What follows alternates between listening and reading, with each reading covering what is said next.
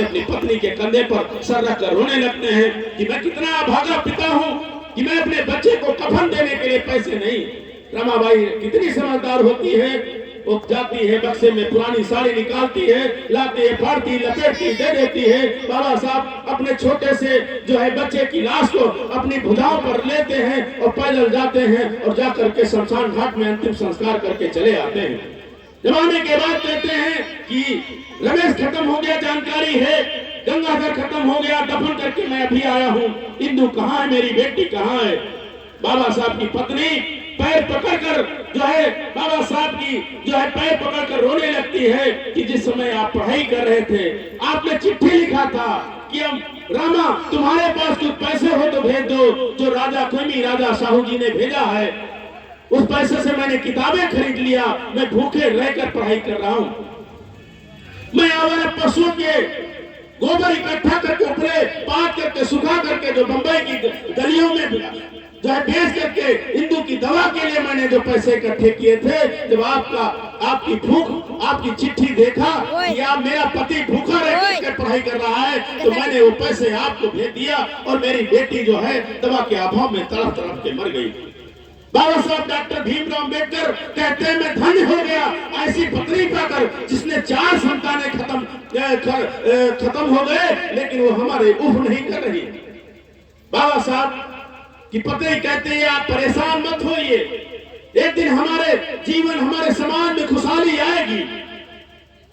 आखिरी लड़का राज रतन अम्बेडकर उस समय खत्म होता है जिस समय बाबा साहब गोल में सम्मेलन के लिए रवाना होते हैं। उसकी सांसें ऊपर नीचे जाती हैं। बाबा साहब की पत्नी पैर पकड़ करके अम्बेडकर को रोकने का प्रयास करती है कि ये लड़का सबसे प्यारा लड़का जो है आखिरी सांसें ले रहा है, रुक जाइए रुक जाइए।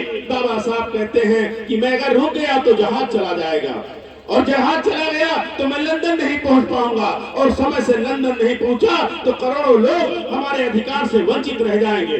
बाबा साहब जो है बीमार अवस्था में छोड़कर जो है आगे बढ़ते हैं और जैसे बंदरगाह पे पहुंचते हैं जैसे राज रतन खत्म हो जाता है। बड़े भाई दौड़ कर जाते कहते रुको रुको अम्बेडकर तुम्हारा राज रतन खत्म हो गया, कहाँ जा रहे हो, उसका अंतिम संस्कार कर दो।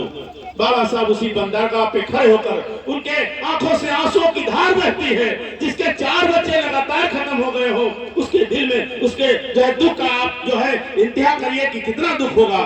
लेकिन उसके बाद भी सोचते हैं, एक तरफ जहाज को देखते हैं, एक तरफ अपने बच्चे की लाश याद आती है और सोचते कहते हैं कि अब पलट के लौट गया तो क्या राज रतन जीवित हो जाएगा। अपने बड़े भाई से सलाह प्रश्न करते हैं, सवाल करते हैं कि पलट कर मैं चला गया तो राज रतन जीवित हो जाएगा।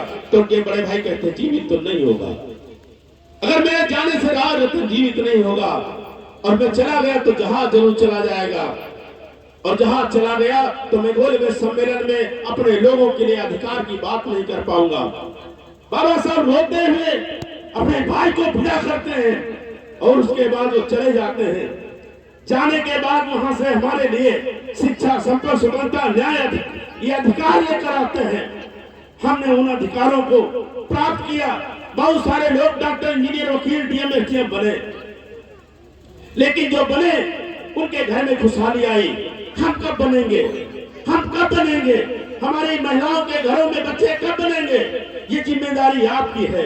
उन 4 जो बाबा साहब की संतानें खत्म हो गई, उनकी कसम है अगर आप अपने बच्चों को नहीं पढ़ाते हैं, नौजवानों को कसम है अगर आप अपने जो गंदी आदतों को छोड़ करके और उस पैसों को अपने बच्चों पर नहीं लगाते हैं, यदि आप अपने बच्चों को नहीं पढ़ाएंगे।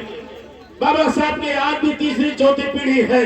क्या हमने कभी सोचा कि अम्बेडकर का जो है बाबा साहब अमेरिका में थे, चर्चिल प्रधानमंत्री ने कहा कि आप अमेरिका, आपके भारत में आपके लोग आपको पानी पीने के लिए मारते हैं, आपके लोग पानी पीने के लिए मारते हैं, मंदिर में घुसने नहीं देते हैं। आप अमेरिका में नौकरी करिए, हम आपको इतना रुपया देंगे कि आपकी सब पुस्तक खाएंगी।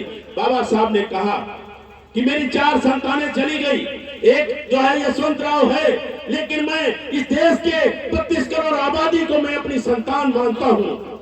जिसको पीने के लिए पानी नहीं, जिसको चलने के लिए सड़क नहीं, जिसको शिक्षा के लिए स्कूल नहीं, मैं उनके लिए जिंदा हूँ, उनके लिए मरूंगा। मुझको 100 पुस्तकों का पैसा नहीं चाहिए। बाबा साहब नौकरी में ठोकर मार करके भारत